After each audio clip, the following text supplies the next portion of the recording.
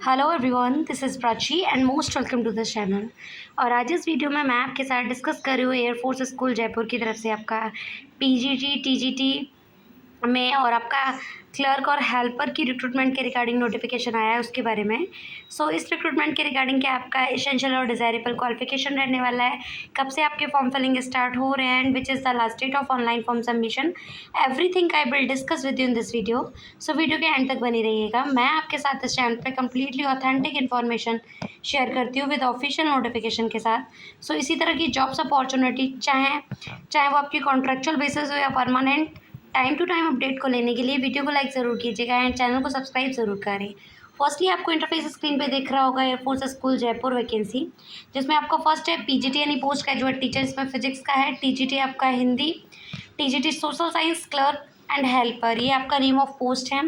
इनमें आपका in each department आपका एक एक पोस्ट दे रखा है। लाइक पीजीटी फिजिक्स के लिए आपका नंबर ऑफ वैकेंसीज एक है, टीजीटी हिंदी के लिए एक पोस्ट है आपका, टीजीटी सोशल साइंस के लिए एक पोस्ट है, वहीं क्लर्क एंड हेल्पर के लिए भी आपका एक एक पोजीशंस है।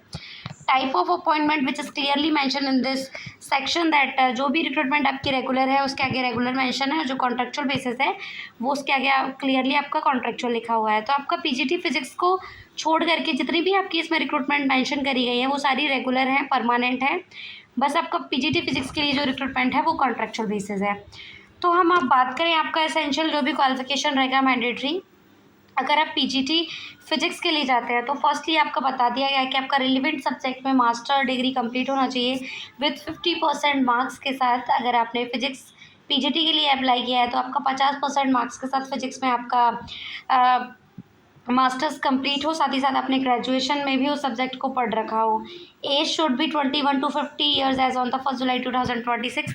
आपका मिनिमम और मैक्सिमम एज 21 से 50 वर्ष होना चाहिए, इससे ज़्यादा नहीं होना चाहिए।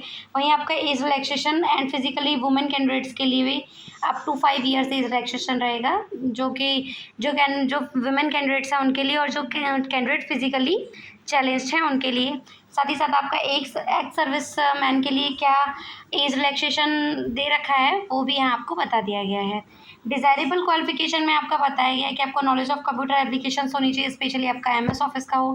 Candidate should able to read write communication fluently in English, candidate को इंग्लिश भाषाओं में बोलने व लिखने का अच्छा ज्ञान हो। आपका सीटेट या स्टेटेट क्वालिफाइड हो, candidate will be given additional weightage during the selection. जिन भी कैंडिडेट का सीटेट या किसी भी स्टेट का टेट क्वालिफाइड होगा उनका सिलेक्शन के दौरान उनको एडिशनल वेटेज मिलेगा। बेसिक पे आपका 35,000 पर मंथ रहेगा। Fixed and CPF applicable as per the air force school norms. जो भी आपका रेजिडेंस होगा वो भी आपको फैसिलिटी दी जाएगी, जैसे कि आपका एयरफोर्स स्कूल नॉर्म्स के अकॉर्डिंग रहती है। इसमें आपका सिलेक्शन प्रोसेस रहेगा, उसमें आपका रिटन टेस्ट कंडक्ट कराया जाएगा, फिर आपका टीचिंग एप्टीट्यूड टेस्ट रहेगा, आफ्टर दैट आपका इंटरव्यू होगा। ये 3 फेजेस में आपको ये बता दिया गया है। नेक्स्ट आपका टीजीटी हिंदी के लिए आप देख पा रहे होंगे, टीजीटी हिंदी में आपका बैचलर्स कंप्लीट होना चाहिए हिंदी में 50% मार्क्स के साथ ही साथ आपका बीएड कंप्लीट होना चाहिए। एज आपका 21 से 50 होना चाहिए, इससे ज़्यादा नहीं होना चाहिए। वुमेंस कैंडिडेट और फिजिकली चैलेंज कैंडिडेट के लिए अप टू 5 ईयर्स का एज रिलैक्सेशन है। एक्स सर्विसमैन के लिए एज रिलैक्सेशन है। Candidate with at least 2 years continue service in any air force school but presently not working in air force school will be given age relaxation up to extend of such services रीडेटेड in air force school subject to a maximum of 2 years। यानी जिन भी candidates ने air force school में पहले work कर रखा हो minimum 2 years तक, उनके लिए भी इसमें एज रिलैक्सेशन की बात करी गई है। डिज़ायरेबल में बात करें आपका टीजीटी हिंदी के लिए तो आपका नॉलेज ऑफ कंप्यूटर एप्लीकेशन होना चाहिए, स्पेशली एमएस ऑफिस। कैंडिडेट को इंग्लिश और हिंदी दोनों भाषाओं में बोलने व लिखने का अच्छा ज्ञान हो। स्टेट या सीटेट का अगर आपने पेपर क्वालिफाइड कर रखा है तो आपका एडिशनल वेटेज रहेगा ड्यूरिंग द सिलेक्शन। सैलरी की बात करें तो 33,000 पर मंथ रहेगा with DA and CPF applicable as per the Air Force school norms. Selection process is also the same for as the physics PGT, जिसमें आपका written test, teaching aptitude and test interview conduct कराया जाएगा। Next आपका digital social science, same thing with this कि आपका relevant subject में bachelor degree complete हो social science में, प्लस आपका बीएड कंप्लीट हो, और आपका जो भी आपका डिज़ायरेबल है वो आप क्वालिफिकेशन यहाँ चेकआउट कर सकते हैं। सेम है जैसा कि मैं आपको ऊपर एक्सप्लेन कर चुकी हूँ कि आपका नॉलेज ऑफ कंप्यूटर हो, इंग्लिश और हिंदी में दोनों में आपका अच्छा नॉलेज हो, सीटेट या स्टेट टेट आपका क्वालिफाइड हो। सैलरी आपका 33,000 पर मंथ रहेगा। रिटन टेस्ट, टीचिंग एप्टीट्यूड और आपका इंटरव्यू कंडक्ट कराया जाएगा। नेक्स्ट आपका क्लर्क की वैकेंसी है जिसमें आपका ग्रेजुएट कंप्लीट हो किसी भी गवर्नमेंट रिकॉग्नाइज्ड यूनिवर्सिटी के साथ विथ 50% मार्क्स के साथ। साथ ही साथ आपका टाइपिंग स्पीड जो होना चाहिए वो आपको बता दिया गया है। इसमें basic 40 words per minute in English, basic knowledge of computer application specially MS office, should be able to read write and communication fluently in English and Hindi. आप इंग्लिश और हिंदी दोनों भाषाओं में आपको बोलने और लिखने का अच्छा स्किल हो। एज आपका 25 से 50 वर्ष होना चाहिए 1 जुलाई 2026 तक।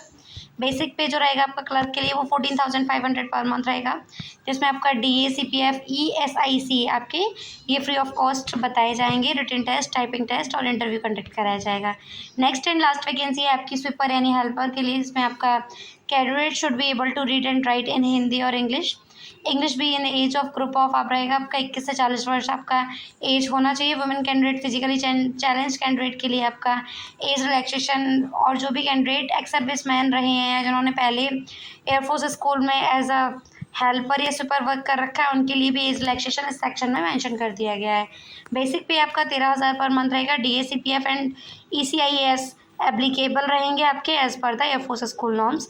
MTS selection process through practical skill test, जो आपका सिलेक्शन प्रोसेस रहेगा इसमें MTS का, वो आपका प्रैक्टिकल स्किल टेस्ट के बेसिस पे रहेगा। आपको फर्स्टली क्या करना है, अपना एलिजिबिलिटी क्राइटेरिया इसके डिटेल नोटिफिकेशन www.airforceschooljapur.edu.in की ऑफिशियल वेबसाइट पे जाके रिक्रूटमेंट एंड टेंडर वैकेंसी के सेक्शन में जाएंगे तो आपका इस तरीके का इंटरफेस स्क्रीन पे दिखेगा।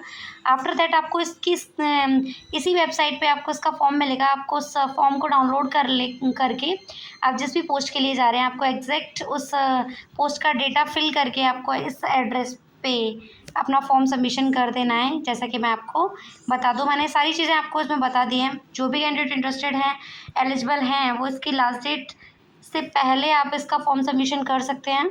आई होप आपके लिए ये वीडियो हेल्पफुल रहेगा, इंटरेस्टेड रहेगा, और इसी तरह की इंटरेस्टिंग अपडेट्स को जानने के लिए वीडियो को लाइक ज़रूर कीजिएगा एंड चैनल को सब्सक्राइब ज़रूर करें। Thank you.